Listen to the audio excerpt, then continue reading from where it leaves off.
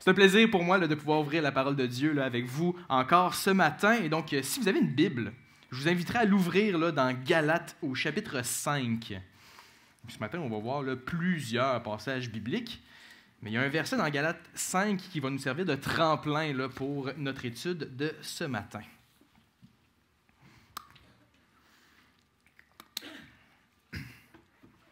Donc, on est dans Galates au chapitre 5 et je vais lire le verset 22.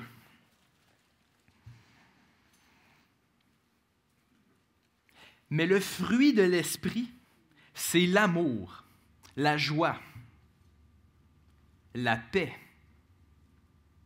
la patience, la bonté, la bienveillance, la foi, la douceur, la maîtrise de soi.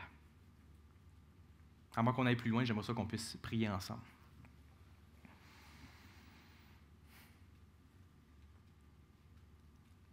Père éternel, qu'est-ce que tu veux nous enseigner ce matin?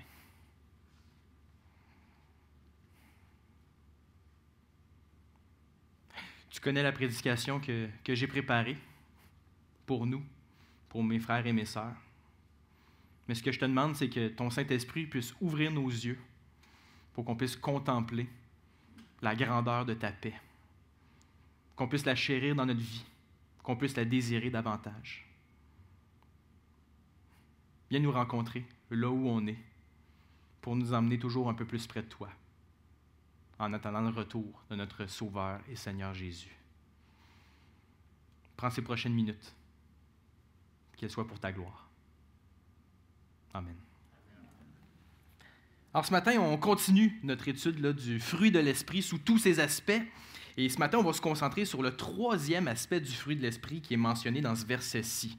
Donc, on a déjà vu là, une étude biblique là, sur l'amour, on a fait une étude sur la joie. Et là, ce matin, on va se concentrer sur la paix. Mais avant qu'on s'intéresse à la paix comme telle, juste nous rappeler de quoi on parle quand on parle du fruit de l'esprit. Le fruit de l'esprit, selon Galates 5, c'est le caractère que Dieu veut venir produire en nous. Et donc, tous les aspects du fruit de l'esprit qui sont mentionnés dans ce verset-là, on ne les atteint pas avec une bonne méthode ou en mettant assez d'efforts. C'est Dieu, par la puissance de son esprit, qui vient produire ça dans notre vie. Alors nous, c'est quoi notre responsabilité face au fruit de l'esprit? Notre responsabilité, c'est de le reconnaître. Parce que si on sait ce que Dieu veut venir produire dans notre vie, on va pouvoir se présenter devant lui en prière, puis lui demander que sa volonté soit faite spécifiquement dans notre vie. Et donc, concrètement, pour nous ce matin, ce qu'on veut savoir, c'est quand Dieu nous dit dans ce verset-là qu'il veut venir produire la paix en nous. Que c'est ça? C'est quoi ça, la paix là, que Dieu veut venir produire en nous? Puis je pense qu'on a vraiment besoin d'une définition claire de c'est quoi la paix, parce que ce qu'on va voir ensemble ce matin, c'est que la paix dans la Bible, c'est tellement plus que notre utilisation habituelle là, du mot « paix ». Alors que je réfléchissais là, à ce sujet-là, j'ai l'impression que dans notre vie de tous les jours, même si le mot « paix », c'est bien rare qu'on en parle, quand on parle de la paix, on parle de deux types de paix. Selon moi, là, j'ai été capable d'observer là, deux types de paix qu'on va mentionner là, quand même assez régulièrement. D'un côté, on va parler de la grande paix, celle qu'on souhaite là, quand il y a une guerre ou quand il y a deux groupes là, qui s'affrontent. Il n'y a personne qui aime ça, voir autant de violence dans ce monde-ci, et qu'on voit deux pays qui sont en guerre. Ce qu'on souhaite, c'est la paix. Mais concrètement, j'ai l'impression que ce qu'on souhaite, c'est un cessez-le-feu. C'est que les gens ils arrêtent de se tirer dessus, qu'on puisse mettre le conflit sur pause. Puis ce genre de paix-là, généralement, quand il y a deux pays qui sont en guerre, c'est qu'ils sont plus capables de se parler, puis ça ne fonctionne plus. Il faut un acteur extérieur qui vienne imposer la paix. Ça, c'est une des responsabilités de l'ONU, là, par exemple, dans notre monde, là, qui va venir imposer un cessez-le-feu entre deux pays. Mettons, je ne sais pas moi, Israël, Liban. Là. Et donc, depuis les années 80, en fait, l'ONU là, est présent en Liban pour empêcher Israël et le Liban de se tirer dessus. Puis c'est pas si efficace que ça là, comme paix. Là. Ça arrive plusieurs fois qu'il y a des pauses, on arrête de se tirer dessus, on signe des cessez-le-feu, mais ça demande juste une étincelle là, pour que le conflit reparte. On est comme, ah non, on aimerait ça qu'il y ait encore la paix, on aimerait ça qu'il arrête encore de se tirer dessus. Mais je pense qu'au plus profond de nous-mêmes, on aimerait ça qu'il y ait plus que juste une pause dans un conflit. C'est pas parce qu'on arrête de se tirer dessus que tout à coup, tout est réglé. On aimerait ça que ça soit réglé. Pas parce qu'il y a deux personnes qui s'engueulent que le jour qu'ils arrêtent de s'engueuler, que tout est réglé. On aspire à plus. Mais on souhaite quand même la grande paix, là, c'est-à-dire une pause quand il y a une guerre. Sinon, j'ai l'impression qu'il y a un autre type de paix, qui est comme notre paix, celle qui se passe là, ici, là, dans le coin de nos poumons. Tu sais, là, le sentiment de confort, de bien-être. Tu sais, cette paix-là, là, ça, c'est la paix qu'on souhaite, là, qu'on a une grande décision à prendre dans notre vie. Je ne savais pas s'il fallait que je lâche ma job ou que je garde ma job. Mais quand j'ai choisi de lâcher ma job, j'ai senti une paix. C'est aussi le genre de paix qu'on souhaite quand on est dans une situation malheureuse. Ça fait plusieurs mois que je n'ai pas de job. J'ai de la misère à payer mes comptes. Mes cartes de crédit sont pleines, mais je me sens en paix dans tout ça. Il faut vraiment faire attention avec ce genre de paix-là. Parce qu'il y a des gens dans ce monde-ci qui s'en vont tout droit en enfer, qui se sentent en paix devant leur mort imminente. Pas parce que j'ai au niveau des poumons, que c'est un gage d'une bonne chose ou d'une bonne décision dans ma vie. Je pense qu'on aspire à quelque chose de plus clair, quelque chose de plus solide que ça, dans ce coin-ci. On veut plus qu'une pause dans nos conflits, on veut plus qu'un sentiment de confort passager qui peut disparaître n'importe quand. Mais la bonne nouvelle, c'est que la paix dans la Bible, c'est tellement plus que ces deux choses-là. La paix est beaucoup plus profonde, beaucoup plus riche. Et ce qui est triste, par exemple, c'est que quand on lit notre Bible en français, on a de la misère à voir toute la profondeur là, de la paix dans la Bible. Parce que nous, en français, la paix, c'est des gens qui vont expérimenter la paix ou des groupes de personnes vont être en paix.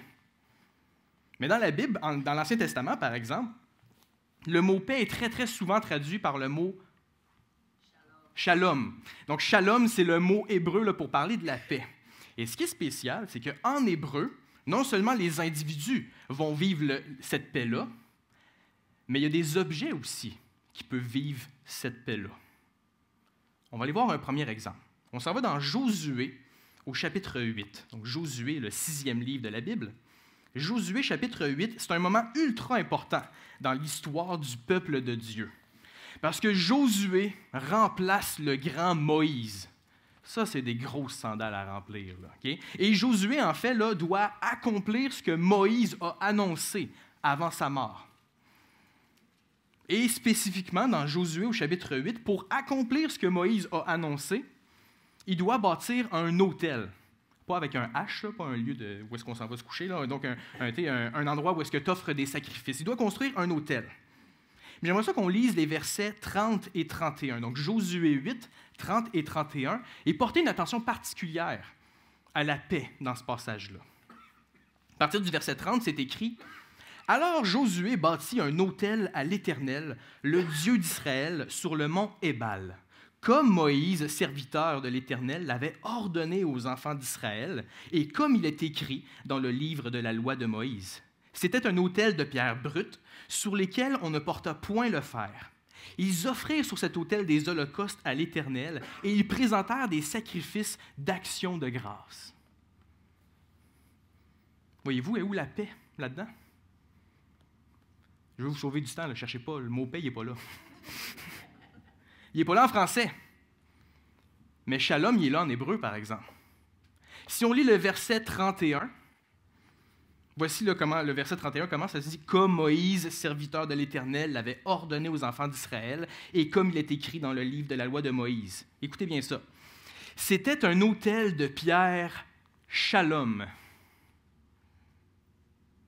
Comprenez que les traducteurs français ils ont un malaise ici.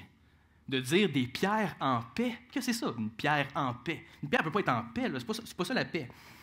Et pourtant, pour nous autres, c'est difficile de comprendre c'est quoi ça, une pierre en paix.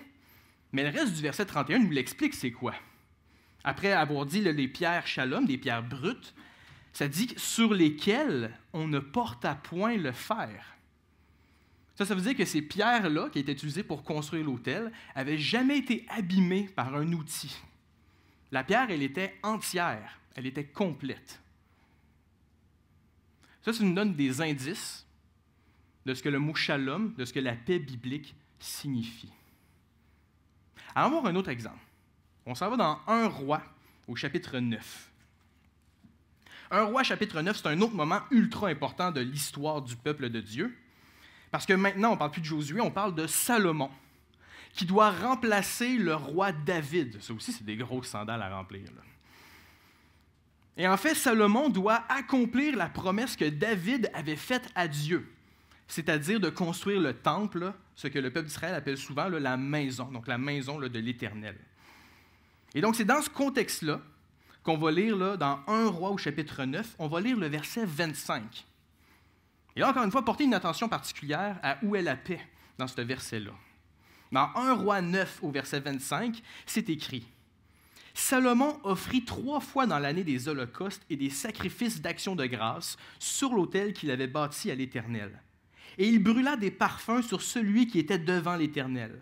Et il acheva la maison. » Là, voyez-vous la paix dans ce verset-là? Là, vous savez que non. Mais vous avez envie de savoir, il est où le mot shalom, par exemple? Parce qu'effectivement, dans 1 Roi 9, au verset 25, l'expression shalom là, se trouve là. C'est où, Charles-Étienne? OK. C'est à la fin du verset, la dernière phrase là, dans ma traduction française. C'est écrit que Salomon shaloma la maison. Alors, il a mis le temple en paix. Encore une fois, les traducteurs sont comme, qu'est-ce que c'est ça, mettre le temple en paix? Mais la traduction acheva, c'est une traduction vraiment intéressante, ici pour remplacer le verbe là, shalomer. Là, donc, il shaloma la maison, il acheva la maison. Ça veut dire que le temple de l'Éternel était complet. On a terminé la construction, puis on peut commencer à l'utiliser selon ce que Dieu demande. Donc, le temple est maintenant en paix. Là, juste pour vous rassurer, là, dans l'Ancien Testament, l'expression shalom est plus souvent utilisée pour parler des individus que des objets. Là. Ça, c'est comme 2 exemples là, quand même particuliers pour comprendre l'expression shalom. Mais la plupart du temps, on parle de paix entre 2 individus. La loi de Moïse est remplie de lois où est-ce qu'on cherche à rétablir la paix entre 2 personnes. Puis quand on regarde ces lois-là, ce qu'on cherche, c'est une réconciliation. Donc, il y a un conflit entre 2 personnes, puis on va établir la paix quand les 2 personnes vont être réconciliées. Ou encore, on va rétablir la paix quand on va restituer ce qui a été brisé ou ce qui a été perdu. J'ai volé ton bœuf, je vais donc te rendre un bœuf, puis je vais te rajouter là, tel montant. C'est même qu'on va venir rétablir la paix entre nous 2. Donc, la paix là, entre individus, il y a comme cette expression-là de venir restaurer une relation. Ou encore, l'Éternel va demander au peuple d'Israël d'être en paix avec les autres nations. Puis concrètement, ça veut dire de coopérer avec les nations voisines d'Israël, non seulement pour le bien d'Israël, mais aussi pour le bien des autres nations. Quand on regarde toutes les fois que l'expression shalom est utilisée, on a toujours cette idée-là de quelque chose de complet, quelque chose de réparé, quelque chose de restauré. Alors, qu'est-ce que ça veut dire que Dieu veut venir produire la paix dans notre vie? J'aimerais ça vous proposer une définition qui, moi, m'aide à comprendre ce que la paix là, signifie. La paix biblique, c'est de trouver ou de retrouver ce qui était voulu par Dieu. Je répète, là, je vais répéter pour ceux qui prennent des notes. Là. Mettons, c'est comme la phrase que vous voulez prendre en note. Là. La paix biblique, c'est de trouver ou de retrouver ce qui était voulu par Dieu. Vous me regardez, vous n'êtes pas convaincu. Le temple était en paix parce qu'il était complet, puis on pouvait maintenant l'utiliser pour adorer Dieu. Tant et aussi longtemps que les morceaux du temple sont séparés les uns des autres, le temple n'était pas en paix. Les relations entre les membres du peuple de Dieu, c'est lorsqu'il y a l'harmonie qui est retrouvée entre les 2. C'est à ce moment-là que les 2 puissent prendre soin l'un de l'autre. Et tant et aussi longtemps qu'il y a conflit entre les 2 membres du peuple de Dieu, il n'y a pas de paix. Il faut une réconciliation, il faut qu'il y ait une restitution pour maintenant vivre des relations selon la volonté de Dieu. La volonté de Dieu pour le peuple d'Israël, c'est d'être une bénédiction pour toutes les nations. Mais le peuple d'Israël était en guerre avec les autres nations, plus souvent qu'autrement. Et donc, tant et aussi longtemps qu'Israël est en guerre avec les autres nations, il n'y a pas de paix qui existe entre Israël et les autres nations. La paix biblique, c'est de trouver ou de retrouver ce qui était voulu par Dieu.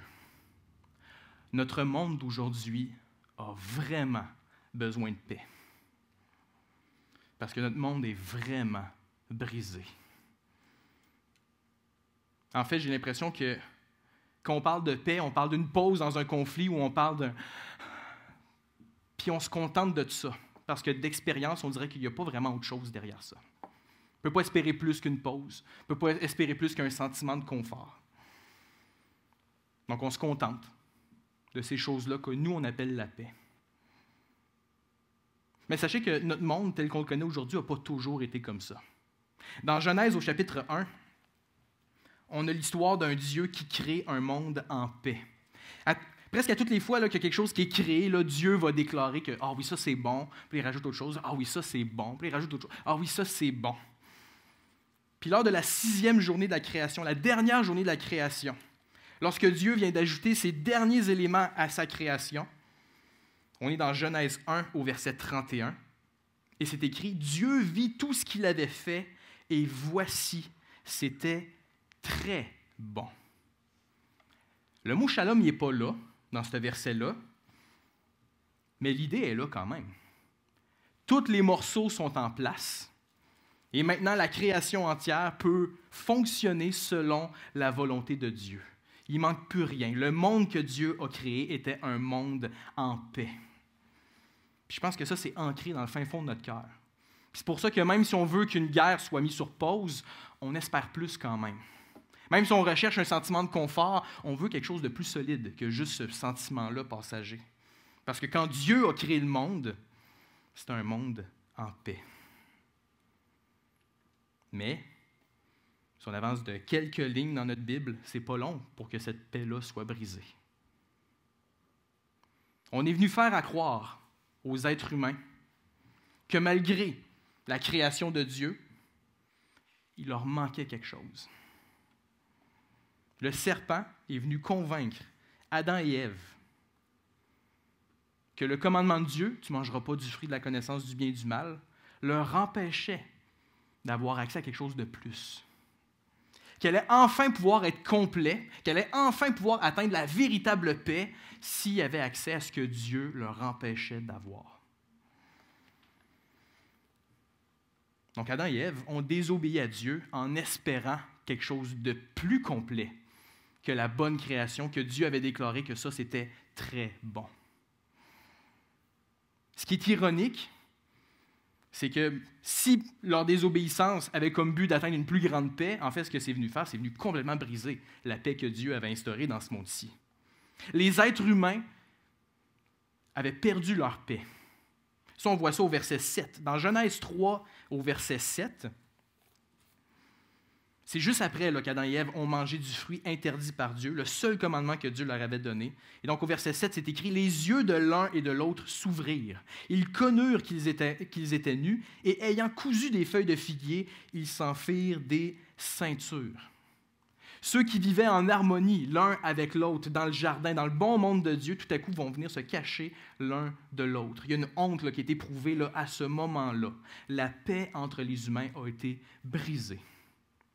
Puis non seulement la paix entre les humains est brisée, mais par leur désobéissance, la paix avec Dieu est brisée. Puis on l'observe au verset 9, toujours dans Genèse 3, au verset 9, ça dit « Mais l'Éternel Dieu appela l'homme et lui dit « Où es-tu » Adam répondit « J'ai entendu ta voix dans le jardin et j'ai eu peur, parce que je suis nu et je me suis caché. » Alors que l'humanité vivait en paix avec Dieu, dans le bon monde de Dieu, tout à coup, les êtres humains sentent le besoin de se cacher de Dieu. La paix est brisée entre Dieu et l'humanité. Et à partir de ce moment-là, on rentre dans le monde tel qu'on le connaît aujourd'hui. Aujourd'hui, on vit dans un monde où la paix est brisée entre les êtres humains et Dieu. La preuve, c'est que personne qui naturellement cherche à connaître le seul vrai Dieu, encore moins d'obéir à ses commandements. On ne veut rien savoir de ce Dieu-là, on préfère se faire un Dieu à notre image qui nous ressemble beaucoup. Ce Dieu-là peut prendre différentes formes. mais il est loin de ressembler au seul vrai Dieu. On vit dans un monde où la paix est brisée entre nous, entre êtres humains. On va se mettre en valeur avant de mettre les autres en valeur. Notre fin va venir justifier les moyens qu'on utilise. On va se méfier des autres, on va se protéger des autres, on va trouver toutes sortes de stratagèmes là, pour atteindre notre but. Notre monde n'a pas besoin d'avoir un Dieu qui est fait à notre image. Notre monde n'a pas besoin à ce qu'on réussisse enfin à être maître de notre univers. Notre monde a désespérément besoin de paix. De la paix telle qu'elle est présentée dans la parole de Dieu. Puis ça, Dieu le comprend plus que nous-mêmes. Et c'est pour ça que quand on lit l'histoire de la Bible, on réalise que Dieu avait toujours eu un plan. Envoyer celui qui allait venir rétablir la paix une fois pour toutes. À plusieurs endroits dans l'Ancien Testament, on fait allusion à ce plan-là de celui qui allait venir rétablir la paix. On pourrait aller à différents endroits, mais j'aimerais ça peut-être aller à un endroit très spécifique. Puis en plus, ça tombe bien, au mois de décembre, Noël s'en vient bientôt. On va aller voir un grand classique de Noël. Okay? On s'en va dans Ésaïe au chapitre 9. Je veux dire, Ésaïe 9, là, c'est le vive le vent là, du texte biblique là, pour Noël. Là. Puis malheureusement, vu qu'il est tellement connu, à un moment donné, ça ne veut plus rien dire, hein, quand on connaît trop quelque chose. Là. À force de répéter quelque chose, on a l'impression que ça perd son sens. Alors que je vais lire des versets extrêmement connus, portez une attention particulière à la paix. Puis là, juste vous dire, il n'y a pas de piège, là. Le mot paix il est là à plusieurs reprises. Okay? Donc, on va être capable là, de le voir. Portez votre attention là, sur la paix dans ces versets-là. Je suis dans Ésaïe, au chapitre 9, puis je vais lire les versets 5 et 6. À partir du verset 5, ça dit « Car un enfant nous est né. » Là, on entend quasiment les grelots. Là. « Un fils nous est donné. » Et la domination reposera sur son épaule. On l'appellera admirable, conseiller, Dieu puissant, Père éternel, prince de la paix. Et au verset 6, donner à l'empire de l'accroissement et une paix sans fin au trône de David et à son royaume. L'affermir et le soutenir par le droit et par la justice dès maintenant et à toujours. Voilà ce que fera le zèle de l'Éternel des armées. Dans ces versets-là, là, Dieu est clair. Il veut rétablir la paix. Mais il ne veut pas venir l'imposer là, par la force. Le plan de Dieu, ce n'est pas d'envoyer un roi qui va tirer l'épée et qui va imposer la paix une fois pour toutes là, ici sur la terre. Son plan, c'est d'envoyer un enfant fragile, qui n'est pas moins le prince de paix. Cet enfant deviendrait roi et avec son règne serait instaurée une paix éternelle. C'est ça le plan de Dieu. C'est qui cet enfant-là? C'est Jésus. Bonne réponse.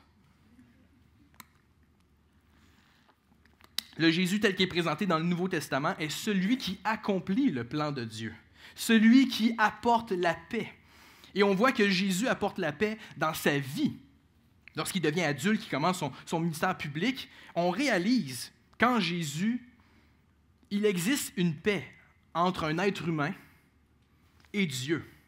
Parce que Jésus a toujours accompli la volonté de son Père céleste, peu importe les circonstances de sa vie. Il a marché d'une manière où il a toujours été en paix avec Dieu. Puis Jésus, par sa manière de vivre avec les autres, montre aussi un exemple d'un homme qui est en paix avec ceux qui l'entourent.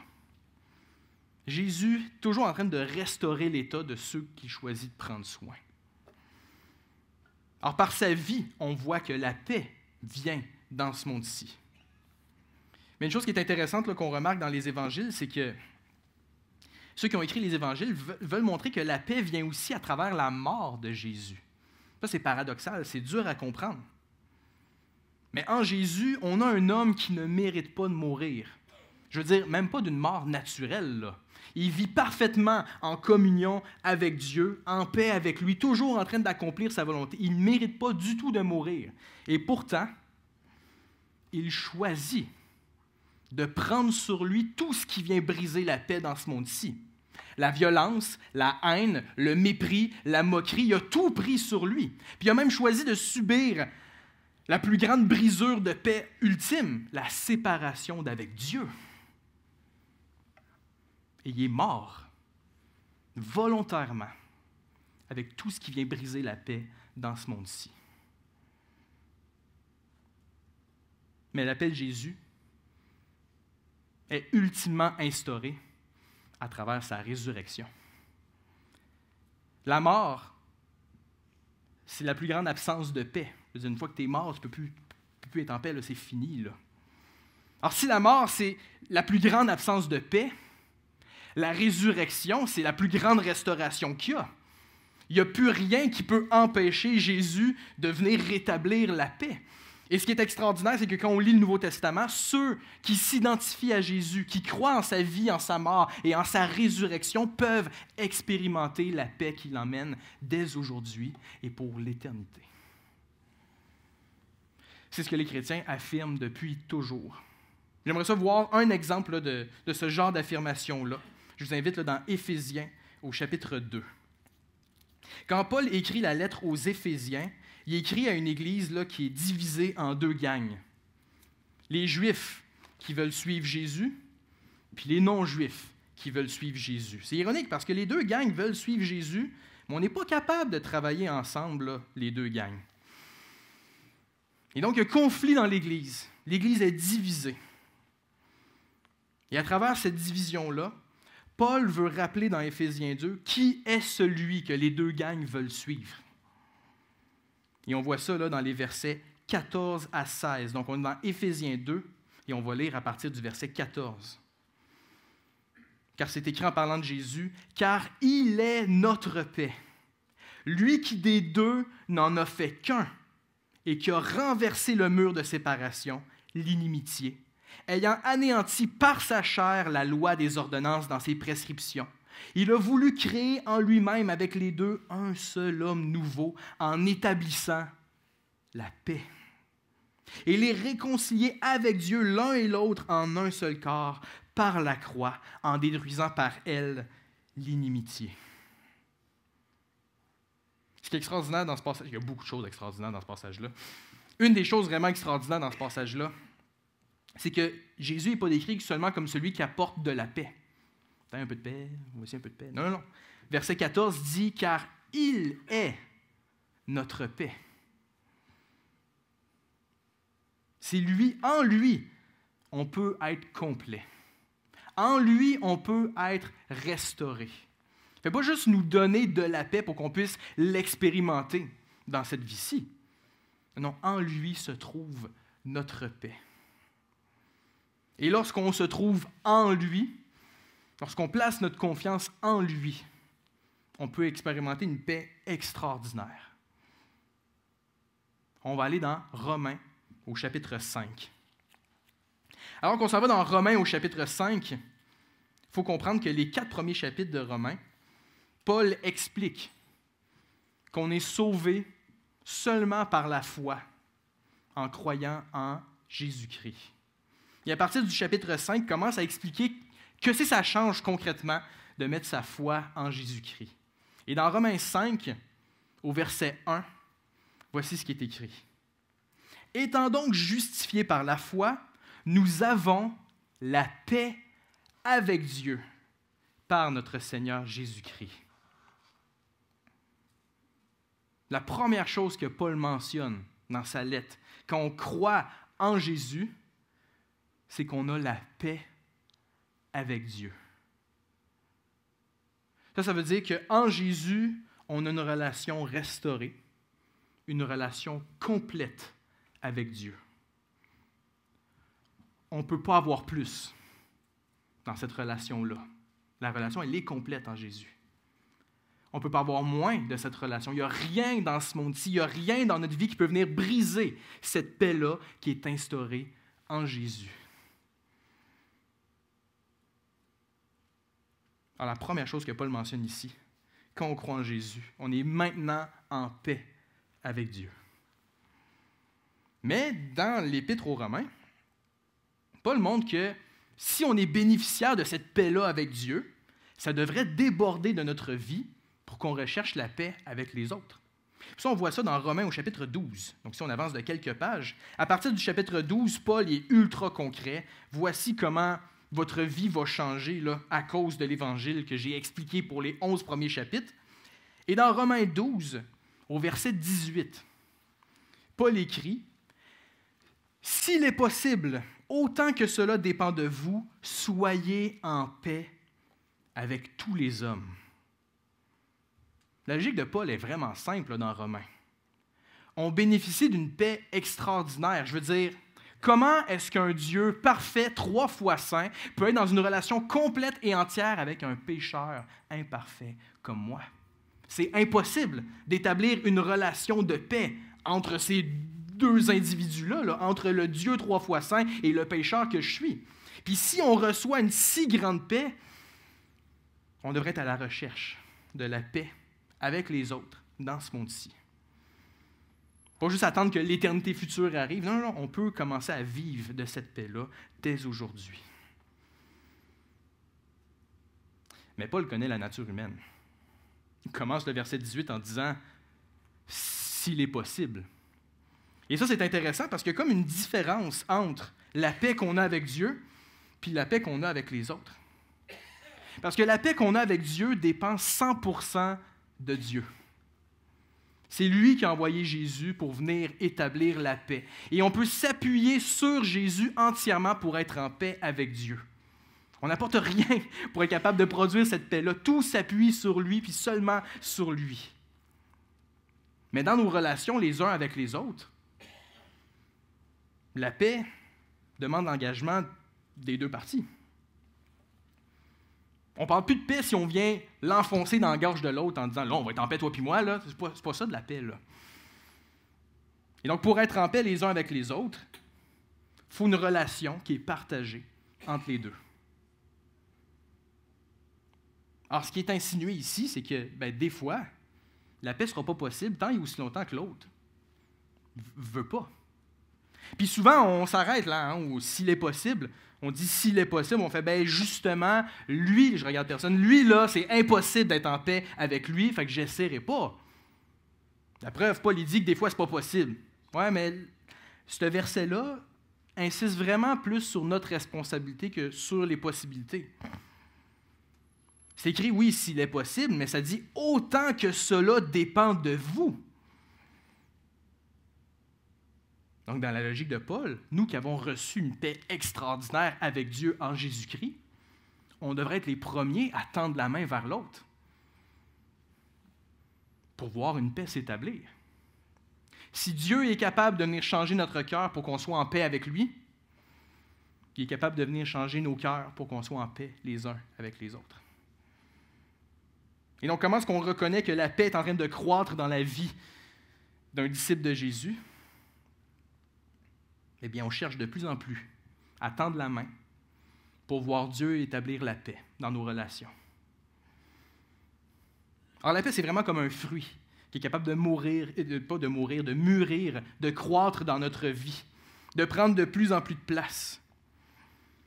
Puis, ce qui est extraordinaire avec la paix, c'est que ce n'est pas juste de rechercher la paix dans mes relations avec ceux qui m'entourent.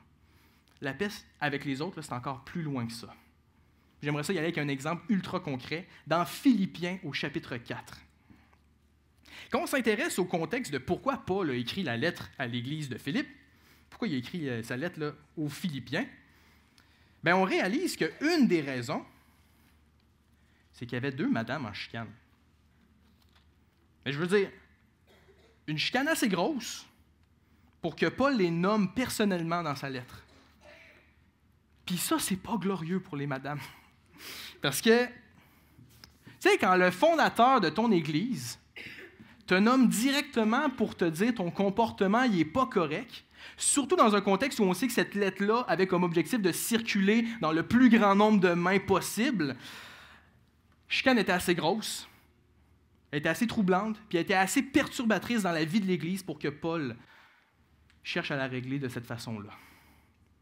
Il y avait une grosse chicane entre 2 madames. Et Paul évoque cette chicane-là dans Philippiens 4 à partir du verset 2. c'est écrit « J'exhorte Évodie et j'exhorte Syntyche ». Claudia, t'en penses quoi, Syntyche? Ouais. Pour ceux qui ne savent pas, là, ma femme est enceinte. Donc, non, Évodie et Syntyche ne font pas partie de nos options. Restez avec moi, on retourne dans le texte. Restez pas avec moi, on va aller n'importe où. Là. Restez dans le texte, OK? Donc, Philippiens 4, verset 2. Donc, les deux madames en question, c'est « J'exhorte Évodie et j'exhorte Syntyche à être d'un même sentiment dans le Seigneur. » Paul ne dit pas « Soyez en paix », mais c'est ça qu'il veut dire. Que les deux madames puissent partager le même sentiment, avoir le même fardeau, puis avancer ensemble. Puis s'il dit « Soyez d'un même sentiment », c'est parce qu'elles ne sont pas d'un même sentiment. Il y a clairement un conflit assez intense qui existe entre les deux madames.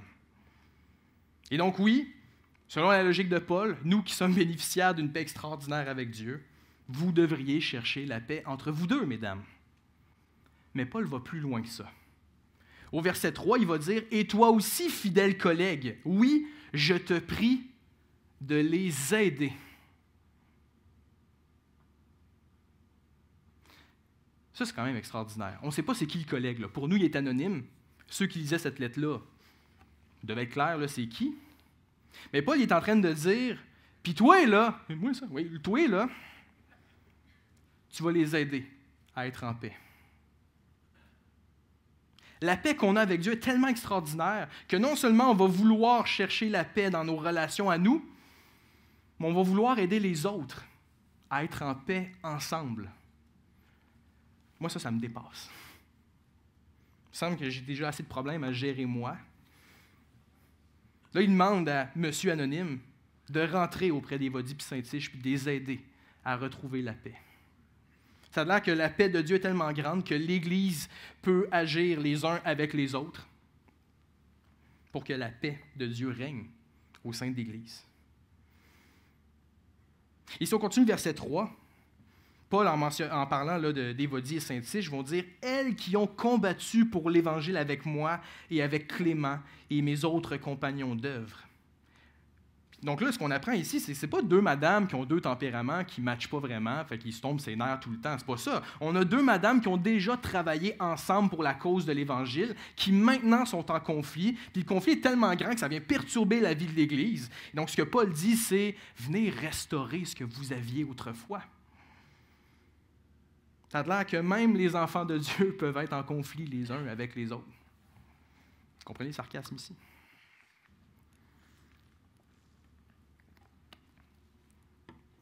Paul leur demande de venir rétablir quelque chose d'extraordinaire qu'il y avait avant. Et puis il termine le verset 3 en disant « dont les noms sont dans le livre de vie ». Ce n'est pas leur salut qui est en jeu. C'est juste vous, l'Église de Philippe, qui avez reçu une paix extraordinaire avec Dieu, travaillez ensemble pour que la paix soit visible dans vos relations les uns avec les autres. Là, comment est-ce qu'ils vont faire, Syntyche et Évodie, là, pour retrouver la paix? Puis comment est-ce que Monsieur Anonyme va venir les aider à retrouver la paix? Paul explique à partir du verset 4. Puis à partir du verset 4, on a probablement les versets les plus connus de Philippiens. Encore une fois, quand c'est connu, des fois, on oublie ce que ça signifie, mais alors que je vais lire à partir du verset 4, rappelons-nous qu'on est dans un contexte où est-ce qu'il y a une chicane vraiment grande entre deux madames, et ce que Paul cherche à faire, c'est leur montrer comment rétablir la paix. C'est dans ce contexte-là qu'on lit, à partir du verset 4, « Réjouissez-vous toujours dans le Seigneur. » Je le répète, « Réjouissez-vous. » En l'absence de paix, il y a une perte de la joie. Et ce que Paul leur dit, c'est arrêtez de regarder dans ce monde-ci pour trouver votre source de joie. Réjouissez-vous dans le Seigneur. Regardez à Jésus, puis vous allez retrouver cette joie-là. Seulement lui. Au verset 5, il va dire que votre douceur soit connue de tous les hommes. Avec la paix vient la douceur, qui en passant est un autre aspect du fruit de l'esprit. Mais ça, c'est une histoire pour une autre fois. Le Seigneur est proche. Et là, au verset 6, « Ne vous inquiétez de rien. » On dirait qu'en l'absence de paix vient l'inquiétude. Capable de reconnaître quelqu'un qui n'est pas en paix par son inquiétude. C'est quoi le chemin là, pour quitter l'inquiétude puis se diriger là, vers la paix?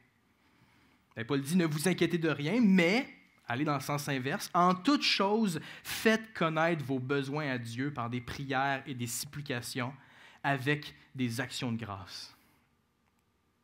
Paul ne dit pas, arrêtez de vous inquiéter, faites comme si ce n'était pas si grave que ça, retroussez vos manches, puis donnez-vous un câlin, là, puis on va venir régler ça. C'est pas ça que Paul il dit. Vous voulez quitter l'inquiétude? Tournez-vous vers Dieu, puis attachez-vous à lui. Puis dites-lui de quoi vous avez besoin, puis dites-lui merci parce qu'il sait déjà de quoi vous avez besoin avant même que vous lui demandiez, puis il a déjà prévu la solution avant même que vous sachiez qu'il y avait un problème. Tournez-vous vers Dieu. Puis qu'est-ce qui va se passer quand on fait ça? Verset 7, « Et la paix de Dieu, qui surpasse toute intelligence, gardera vos cœurs et vos pensées en Jésus-Christ. » Si vous êtes comme moi, ce verset-là est quand même frustrant. Attends, Paul. Pour arrêter de m'inquiéter, je passe plus de temps avec Dieu. Là, pouf, la paix. C'est sûr qu'il y a quelque chose de plus, là. Quelque chose que tu ne nous dis pas, là, Paul. Non, non. La paix de Dieu surpasse toute intelligence. Quand on s'attache au Dieu de paix, qu'on se tourne vers lui dans la prière, puis qu'on regarde à lui, puis qu'on garde nos pensées, puis nos yeux sur lui, la paix de Dieu est expérimentée dans cette vie-ci. Il va formuler ça d'une manière différente à partir du verset 8. Il dit « Au reste, frères, que tout ce qui est vrai, que tout ce qui est honorable, tout ce qui est juste, tout ce qui est pur, tout ce qui est aimable, tout ce qui mérite l'approbation, ce qui est vertueux et digne de louange, tout ce qui se trouve en Jésus-Christ, que toutes ces choses-là soient l'objet de vos pensées. » Vous voulez le chemin vers la paix? Attachez-vous à Jésus. Au verset 9, il dit « Ce que vous avez appris, reçu et entendu de moi, et ce que vous avez vu en moi, pratiquez-le. » Vous voulez retrouver la paix? Attachez-vous à des gens qui vous rappellent Jésus. Puis qu'est-ce qui se passe? À la fin du verset 9, « Et la paix de Dieu sera avec vous. » Non, ce n'est pas ça qui est écrit. « Et le Dieu de paix sera avec vous. » Si Dieu est pour nous, qui peut être contre nous?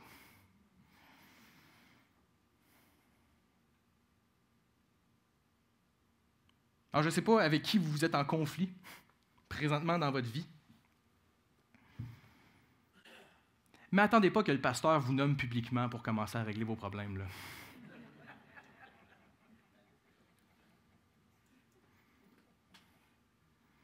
Peut-être que vous êtes rendu à un point où ce que vous espérez le plus, c'est juste une pause ou enfin un sentiment de confort.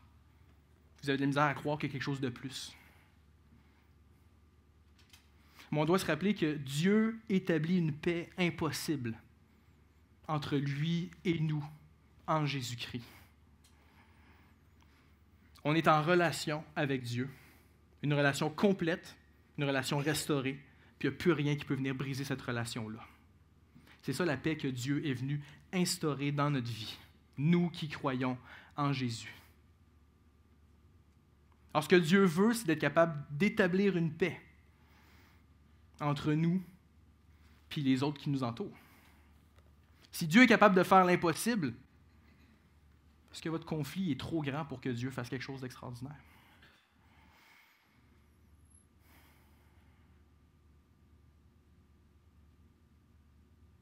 Notre responsabilité, ce n'est pas de nous retrousser les manches, puis d'aller imposer dans la gorge là, la paix. Notre but, c'est de tourner nos regards vers le Dieu de paix, celui qui établit une paix extraordinaire, s'attacher à lui, espérer en lui, puis lui dire « Seigneur, viens établir la paix dans ma vie. » Notre responsabilité, c'est de nous tourner vers Dieu, puis lui demander qu'il fasse croître sa paix en nous.